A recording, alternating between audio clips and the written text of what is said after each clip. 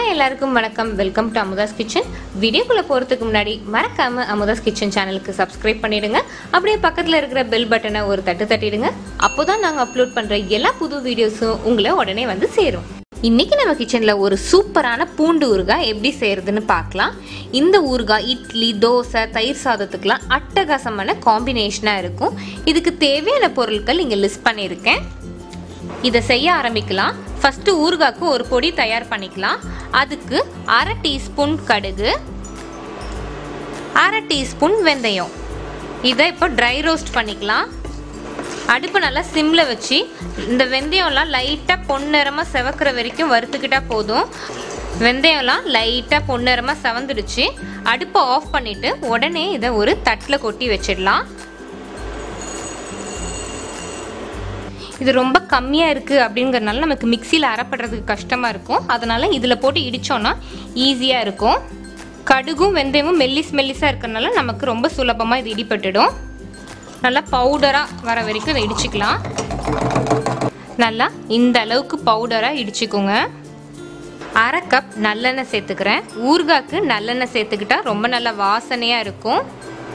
எண்ணெய் கொஞ்சம் காஞ்ச உடனே 1/2 டீஸ்பூன் கடுகு, கடுகு வெடிக்க ஆரம்பித்த உடனே கொஞ்சம் கருவேப்பிலை, 1/4 டீஸ்பூன் பெருங்காயத்தூள்.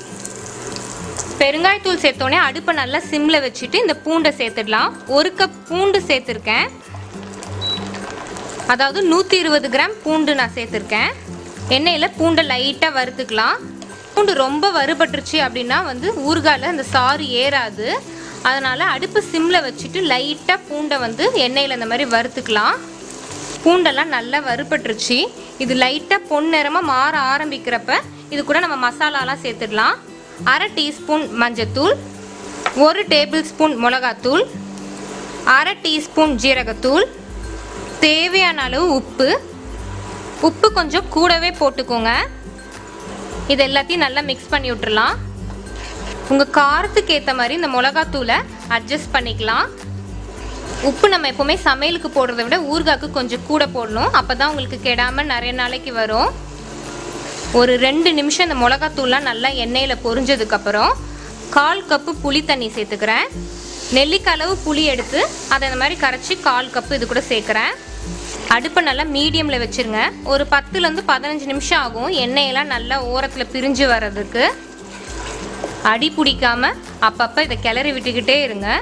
ஊறுகாய்க்கு கொஞ்சம் கூட எண்ணெய் ஊற்றணும். அப்போ தான் அது நல்லா டேஸ்ட்டாகவும் இருக்கும், ரொம்ப நாள் கெடாமலும் இருக்கும்.